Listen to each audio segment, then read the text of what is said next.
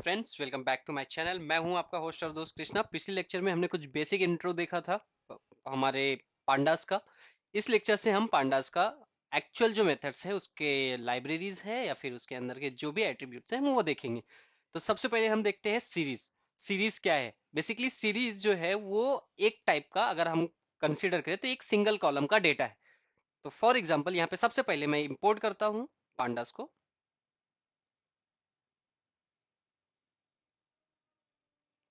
और उसके बाद मैं एक यहाँ पे वेरिएबल बनाता हूँ। फॉर एग्जाम्पल हमें एक स्पेसिफिक कॉलम में कुछ डेटा रखना है। तो मैं यहाँ पे आता हूँ सिंपल, और मैं एक एरे बना लेता हूँ। 1 2 3 4 5 6 7 8 एंड 9।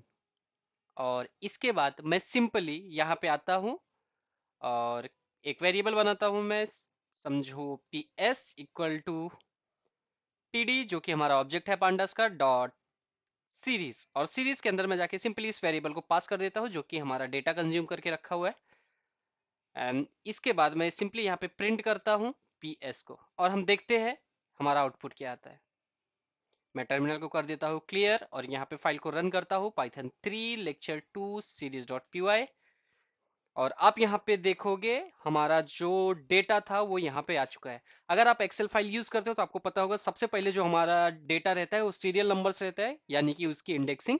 तो ये है उसकी इंडेक्सिंग, एंड ये आपका एक सिंगल कॉलम का डेटा। मतलब जो भी आपका यहाँ पे लिस्ट में डेटा था वो आपके एक कॉलम के अंदर इंसर्ट हो चुका है। इंसर्ट हो चुका है इन द सेंस, मतलब एक कॉलम का डेटा यहाँ पे हमने क्रिएट कर दिया है। क्या यूज करके? Pandas series. तो अभी हम क्या करते हैं, बेसिकली जो हमारा इंडेक्स नंबर होता है यानी सीरियल नंबर्स, अब हम उसको चेंज करके देखते हैं। तो आपने जो यहाँ पे कोड किया हुआ है एज इट इज कोड रहेगा आपका। तो मैं यहाँ पे सेम कोड को कॉपी करके कमेंट कर देता हूँ और नीचे आता हूँ। मुझे बस यहाँ पे पास क्या करना है? इंडेक्स। तो मैं यहाँ पे जाऊंगा, पास करूंगा सिंपली इंडेक्स, और ये यहाँ पे मैं सिंपली पास कर दूंगा एक लिस्ट, और लिस्ट के अंदर मैं इंडेक्स का नाम लिखूंगा। तो हमारे पास अभी कितना डेटा है? टोटल 9। तो मेरे पास यानी 9 इंडेक्स है। Day 1, day 2,